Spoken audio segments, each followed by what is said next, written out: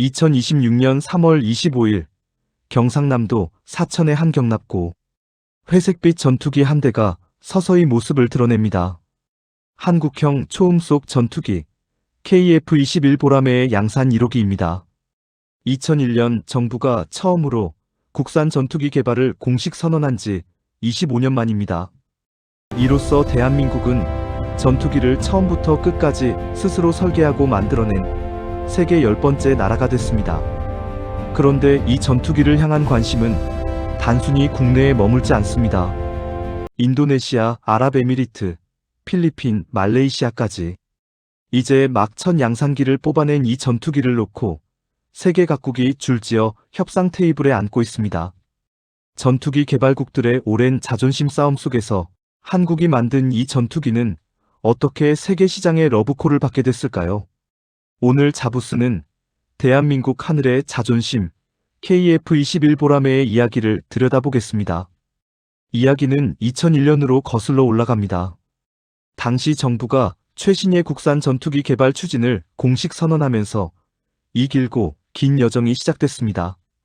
연구와 탐색 개발을 거쳐 2015년 본격적인 체계 개발 단계에 들어섰습니다. 그리고 2021년 시제기가 처음으로 공개되며 세상에 그 존재를 알렸습니다. 이때만 해도 국내외 많은 전문가들은 회의적이었습니다. 전투기 개발은 미국, 러시아, 프랑스, 영국 같은 소수의 항공 강국만이 해낸 극히 어려운 과업이었기 때문입니다. 하지만 한국은 그 회의론을 하나씩 깨뜨려 나갔습니다. 초음속 돌파 시험에 성공했고 각종 무장 발사 시험을 거쳤습니다. 그리고 2026년 3월 마침내 양산 1호기가 출고됐습니다. 오는 9월에는 실제로 공군에 인도될 예정입니다. 그런데 이 25년의 여정 한복판에는 잘 알려지지 않은 결정적인 위기가 하나 있었습니다. 2014년 한국은 미국 록히드 마틴의 F-35A 40대를 도입하기로 하면서 그 대가로 KF-21 개발에 필요한 핵심 기술을 이전받기로 했습니다. 록히드 마틴은 21가지 기술을 제공하겠다고 약속했습니다. 하지만 이듬해인 2015년 미국 정부는 그 가운데 가장 핵심적인 4가지 기술의 수출을 승인하지 않겠다고 통보했습니다. 전투기의 눈에 해당하는 A4 레이더, 적외선으로 표적을 탐지하는 IRST, 표적을 조준하는 전자광학 장비, 그리고 전자전 방해 장비. 현대 전투기의 탐지와 추적, 조준과 전자전 능력을 사실상 좌우하는 핵심 장비들이었습니다. 당시 국내외 방산업계와 군사 전문가들 사이에서는 한국의 기술력으로는 이런 첨단 레이더를 독자 개발하는 게 불가능하다는 비관론이 지배적이었습니다. 미국의 기술 통제 앞에서 한국의 독자 개발은 사실상 끝났다는 평가까지 나왔습니다. 하지만 국방과학연구소와 한화시스템, LIG-넥스원 같은 국내 기업들은 그 문전박대를 받아들이는 대신 정면 돌파를 택했습니다. 기술 이전이 무산된 그 4가지 장비를 전부 국내 기술로 개발하기로 방향을 튼 겁니다. 결과는 9년 뒤에 나왔습니다. 2024년 말 한화시스템은 새로운 연구시설을 세우고 A4 레이더 개발에 박차를 가했습니다. 그리고 2026년 약 1,000여 개의 송수신 모듈로 구성된 국산 A4 레이더 양산 1호기가 세상에 나왔습니다. 레이더뿐이 아닙니다. 적외선 탐색 추적 장비, 통합 전자전 체계까지 미국이 내주지 않았던 4가지 핵심 기술 전부를 순수 국내 기술로 개발해 KF-21에 통합해냈습니다. 미국의 기술 통제가 결과적으로 한국을 완전한 기술 독립으로 밀어올린 셈이 됐습니다. 그리고 여기에는 숫자로 환산하기 어려운 가치가 하나 더 있습니다. 외국산 전투기를 도입하면 국산 미사일 하나를 새로 장착하려 해도 개발국의 허락을 받고 막대한 체계, 통합 비용을 지불해야 하며 때로는 거절당하기도 합니다. 하지만 KF-21은 한국이 설계한 소스 코드를 온전히 보유하고 있어 언제든 원하는 대로 국산 무기를 장착하고 소프트웨어를 개량할 수 있습니다. 남의 눈치를 보지 않고 스스로 영공방어의 판을 짤 수 있는 완전한 자기 무기 체계를 갖게 된 겁니다. 그렇다면 이 전투기의 실제 성능은 어느 정도일까요? 냉정하게 숫자로 짚어보겠습니다. KF-21은 최고 속도 마하 1.8 항속거리 약 2,900km를 갖춘 쌍발 전투기입니다. 최대 무장 탑재량은 약 7.7톤.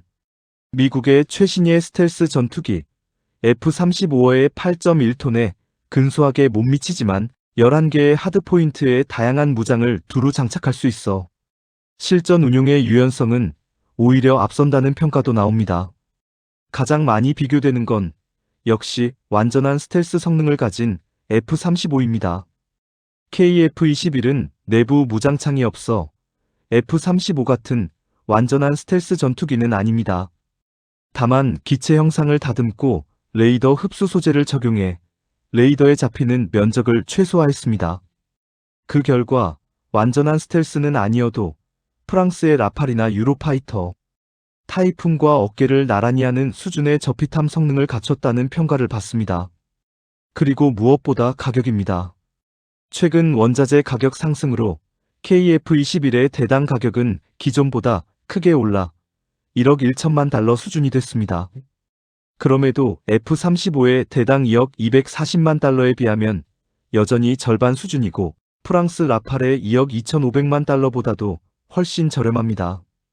값비싼 5세대 스텔스기와 상대적으로 낡은 러시아 중국산 전투기 사이 그 중간 지점에서 성능과 가격을 모두 고려한 제3의 선택지. 지금 세계 각국이 KF-21에 주목하는 가장 현실적인 이유입니다. 가장 앞서 있는 나라는 인도네시아입니다. 사실 인도네시아는 KF-21 개발 단계부터 함께해온 공동개발국입니다. 하지만 그 여정이 순탄하지만은 않았습니다.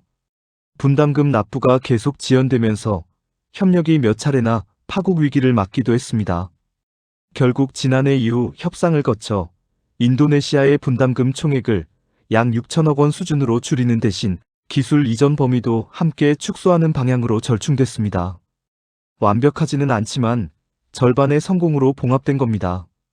그리고 올해 4월 프라보어 수비안토 인도네시아 대통령이 국빈 방한하면서 이 관계는 다시 속도를 내기 시작했습니다. 업계 분석에 따르면 인도네시아와의 KF-21 16대 수출 협상이 최종 단계에 접어든 것으로 평가됩니다. 계약 규모는 약 3조 원 수준으로 추정됩니다. 계약이 성사되면 이것이 KF-21의 공식적인 첫 해외 수출 사례가 됩니다. 인도네시아 외에도 아랍에미리트와 필리핀, 말레이시아 역시 잠재 도입국으로 이름을 올리고 있습니다.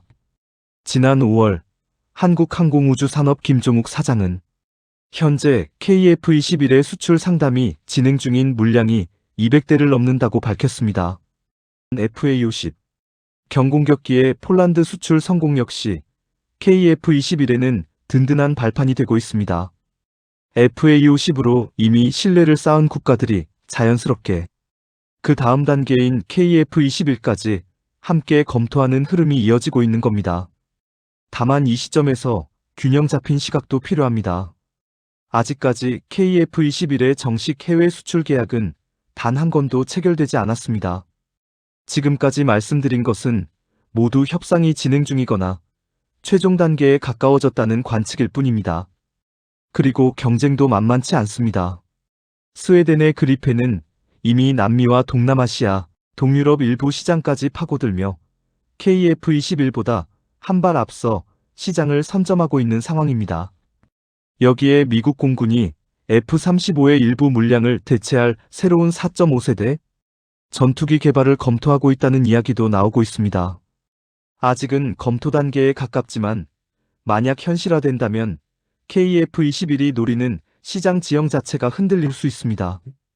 인도네시아와의 사례처럼 공동개발과 기술 이전을 둘러싼 국가 간 신뢰 문제 역시 앞으로 다른 나라와의 협상에서도 반복될 수 있는 변수입니다. 기회는 분명 열려 있지만 그 문이 저절로 닫히지 않도록 지켜야 할 과제 역시 여전히 남아있는 겁니다. 그럼에도 분명한 사실이 있습니다. 대한민국은 이제 전투기를 사오는 나라가 아니라 전투기를 설계하고 만들어 파는 나라가 됐다는 겁니다. 25년 전 국산 전투기라는 단어조차 낯설었던 나라. 그리고 정작 그 여정의 한복판에서 가장 가까운 동맹조차 핵심 기술을 내주지 않았던 순간까지 겪었던 나라. 그런 나라가 이제는 세계 10번째 독자 전투기 개발국이라는 이름으로 불립니다. 그리고 그 전투기를 놓고 동남아시아와 중동의 여러 나라들이 진지하게 협상 테이블에 앉아 있습니다. 바다에서는 미 해군이 한국 조선소에 손을 내밀었고, 땅에서는 K2와 K9의 유럽의 최전선을 지키고 있으며, 이제 하늘에서는 대한민국이 직접 설계한 전투기가 이륙을 준비하고 있습니다. 육지와 바다에 이어 이제 하늘까지. 대한민국 방위산업의 영역은 그렇게 완결된 그림을 그려가고 있습니다. 앞으로 몇 년 이 전투기가 세계 하늘 위에서 어떤 이름으로 불리게 될지는 지금 이 순간에도 계속 쓰이고 있습니다. 세상을 바라보는 대안의 당당한 시선, 자부수였습니다.